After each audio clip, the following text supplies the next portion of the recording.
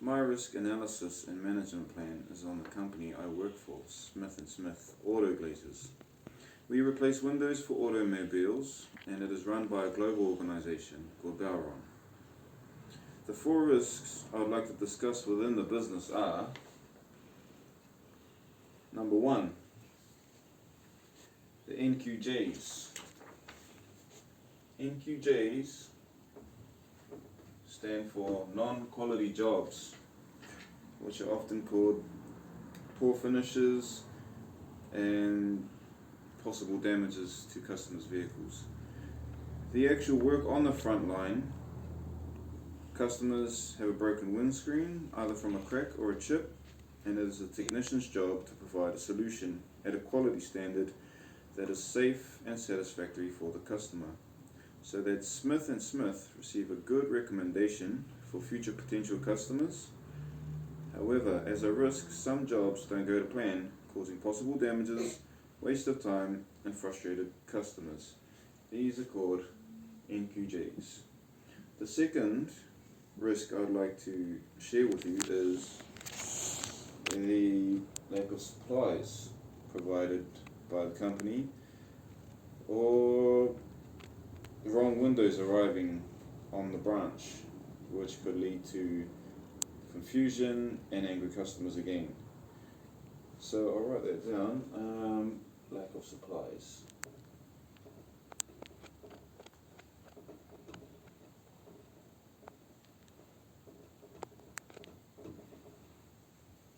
Alright. The lack of supplies for technicians to carry out the job, and wrong windows that may arrive from deliveries, or very rarely no window arrives at all. This requires a reschedule and a 24-hour wait or more. Technicians also need a good stock of supplies to perform the task safely and efficiently. Having the necessary supply of adhesives, chemical applications, and personal protective equipment is vital. However, on rare occasions, this can be difficult to manage due to an influx of orders from the same products from multiple branches, or issues with deliveries and orders. That is number two of the risk management. The third one I'd like to discuss is the impact seasons play on businesses. So I'll put this one, this is an external force. I could put it as, it can be social or seasonal, which is quite common in businesses. So, the impact seasons play on business. During the cooler seasons of New Zealand, people are less likely to travel. It's wet, cold, and miserable. The work rate for Smith & Smith is halved compared to what it is in the summer. The less work there is available, the less profit there is to be made, which is a huge risk if these aren't managed well, or may become extended for longer periods than forecasted. Now, the fourth risk is technology.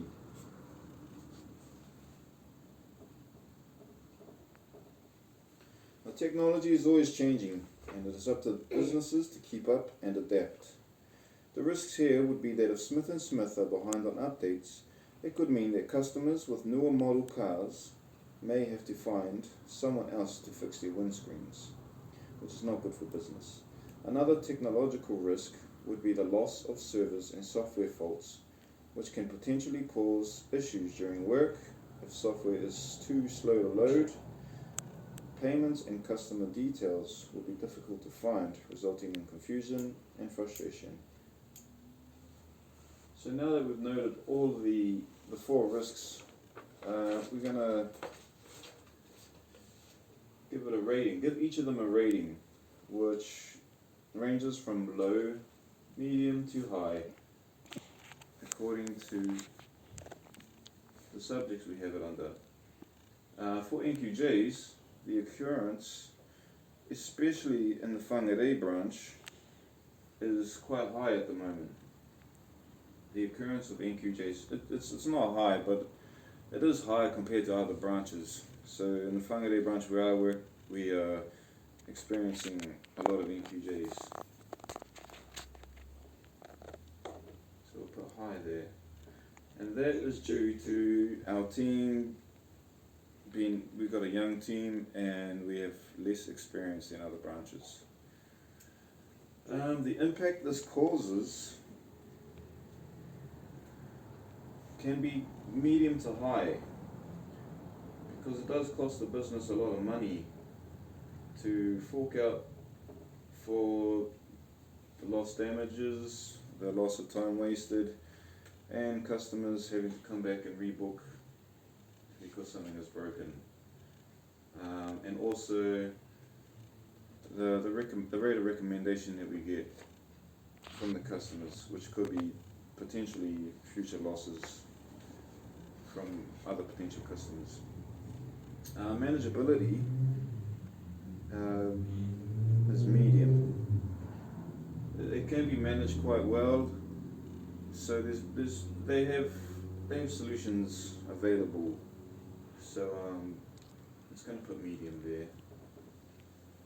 It's not a biggie, but we can manage it. Technicians are made aware and reminded of their mistakes as constructive feedback. The solution they use is to send up tech trainers to re-educate the technicians as to why they are doing the job, and that is giving the reason back in case of complacency, a pep talk of such, and re-education of health and safety and quality of standard. So the solution to this one is get help. Get help from experienced guys. The manager will detect something. This is monitored and reviewed on a statistical level with a number of non-quality jobs or jobs with poor finishes and number of damages occurs due to a drop of a certain level, which is still quite low, but is then detected by managers to take action. So it's monitored. They ask for a tech trainer, simply send them to professionals. So it is monitored by stats and also reviewed by stats to make sure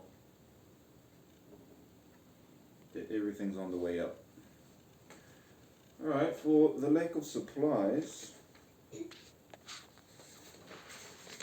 the occurrence with the lack of supply is quite low. It is low. It rarely happens. Having an influx of orders is uncommon. The arrival of incorrect windscreens is low as well, but it does happen, and the impact is I'd say it's medium, potentially high. It does affect the customers, it does affect the technicians. The technicians are aggravated a little bit. They are compromising their health and safety when they don't have gloves, or they are more exposed to chemicals than anything else. And the reschedule process for customers is frustrating, but customers understand when a window doesn't arrive from deliveries or DC, and it does take 24 hours. So yeah, the impact can be quite high as in regards to customer satisfaction. But we'll put medium. The manageability is high, which means we can manage it. It's very easy to manage. It's high. It's easy to manage. Easy.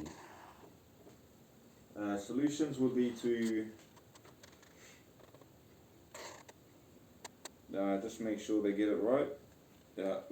Make sure DC is aware. Make sure all our suppliers are made available to provide what we need. So solutions, get it right, notified. To monitor this kind of problem, a stock checklist would be the best method. Make sure the stock is accountable for, and to make sure that we order in advance.